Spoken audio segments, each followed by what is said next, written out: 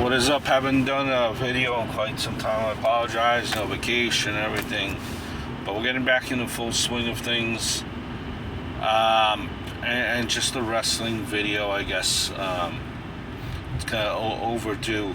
Haven't been able to really jump on it. It's been a couple of days, and that's the passing of Bray Wyatt. Damn shame at 36 years old. Has a couple of kids, in a relationship. His kids are young, obviously, and he's young, 36. It's very, it's sad in either aspect, when you have an older individual passing away. That's sad as well. But, that individual has, lived a full life. 36 years old, it's sad, and you haven't lived a full life, right? Very young. And apparently, what happened is, as we have heard, it's also sad too that, apparently it was like he had COVID, and then the COVID brought on a heart problem, and apparently there were rumors, and everyone had their own speculations as to what it was. I don't think a lot of people thought it had anything to do with their heart, with his heart nonetheless, but it was, and it was to the point where he had to wear a defibrillator. They recommended that he wear a defibrillator, and I don't know exactly what the reason was. We could all speculate. Maybe he thought that he was better, or that he was better, and then this just popped out of nowhere, in that he went to take a nap. He just passed away, had a heart attack while he was sleeping. Apparently, a lot of people speculate if he were wearing the defibrillator, his chances of surviving would have been a lot greater. Sad. It's just a sad story all around.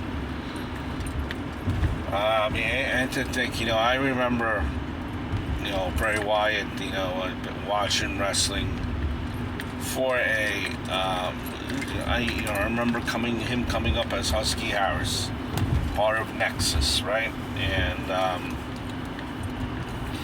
then he would be repackaged, and that's when really it seems like he had an influence on his creative direction of his character, where he pitched something where it was a hit.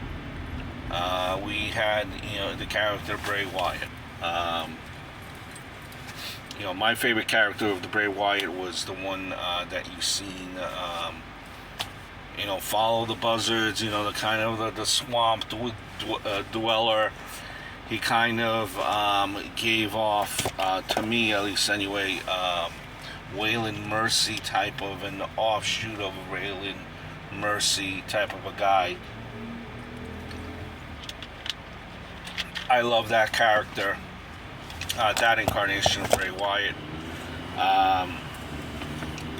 and apparently that's the very first one that we seen when the Wyatt family came up, and that was crushing it on an FCW, which was the beginnings of NXT. They were a hit, a force. And you could tell that the WWE just believed in this group. How can you not? These characters that look like one wearing a sheep mask, and Eric Rowan and Luke Harper there, tall, intimidating, big beard. Bray Wyatt, Braun Strowman was in that group as well, and they were a across the ring from the Shield. Do you guys remember that altercation? That feud that everyone was clamoring for. Wyatt family versus the Shield. Who would win? And then eventually, as time would go on, you knew that Bray Wyatt was something special. And I think the WWE thought that he was something special. They gave him, he would be having these feuds with all the top guys. All the top guys from John Cena, that WrestleMania match, with Randy Orton, with The Undertaker, that WrestleMania match. Down the line, Undertaker would, whisper something into Bray Wyatt's ear, which was televised on TV, almost like the passing of the torch, so to speak, or, in the incarnations of Bray Wyatt that you've seen, especially the first run, I think, in my opinion, of Bray Wyatt, he was seen as an attraction. And then, he was repackaged. He was repackaged to a different form of Bray Wyatt. And then you eventually seen The Fiend. And then somewhere in between, there was a lot of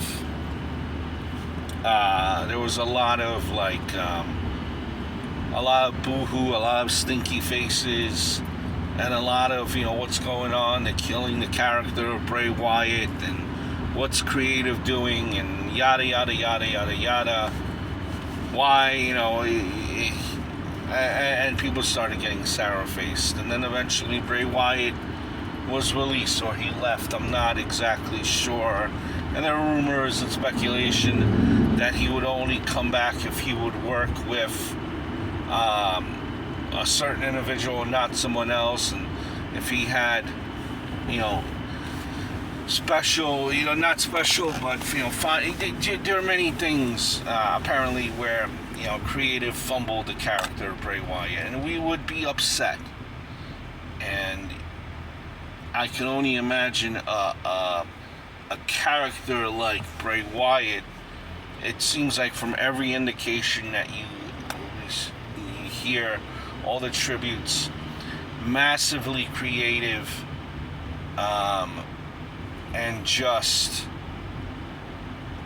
a great guy backstage, one of the locker room leaders, and massively creative, almost to a fault from what you hear. And you just wonder, man, and it you feel like that you never really got to see the peak of Bray Wyatt and what he could do. There were stops and starts, and it just felt like that there could have been, should have been so much more, and it didn't happen. But such a sadness of losing Bray Wyatt. The way this guy was creative, I would have told you that after wrestling, or maybe he didn't even need wrestling, he could have done something in a horror movie or acting, or he was just that creative. And I say that because whatever character you like, whether you hated the Bray Wyatt character, whether you liked The Fiend but hated the initial, Swamp character, or whether you liked The Fiend, whether you hated this, whatever aspects you hated or liked of the Bray character,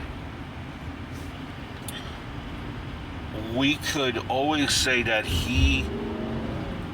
you might not have liked it, but he drew you in. He had a connection with the fans. A connection. The Firefly Funhouse. the fireflies. Everyone would turn on their phones as the house lights were dim. They would sing his song to him, with him. That's a connection. And the man was creative, and that was a connection. And you again, you seen. When you try to see how connection, you could even look at the last run of Bray Wyatt, where he came out and he's like, I'm not speaking to you in some wrestling character. I'm speaking to you as me. When you listen to that promo, that just the way the inflection in his voice and how he missed everyone, he made connections. He was able to he was able to get your attention and buy in and listen and feel the emotion. And it's just sad now that you will never, we will never see Bray Wyatt again. And it's just 36 years old is extremely sad. The tribute that WWE did for him was amazing. You even think about it, he was only 36 years old, but you already had, I think it was Top Dollar, who did like a tribute that wasn't aired, but it was somewhere on, like, it was something I've seen it on TikTok or whatever, or maybe WWE site. It is out there, how he's saying that Bray Wyatt influenced him to get into wrestling. Can you believe that? It just feels like he was here for such a short period of time, but the impact that he made already in that short period of time. And again, you've seen videos of him coming up to kids, or kids coming up to him and signing autographs and giving his time and not rushing anyone, just and the interviews that he did, just a dude that was really just loved wrestling, but loved conversing,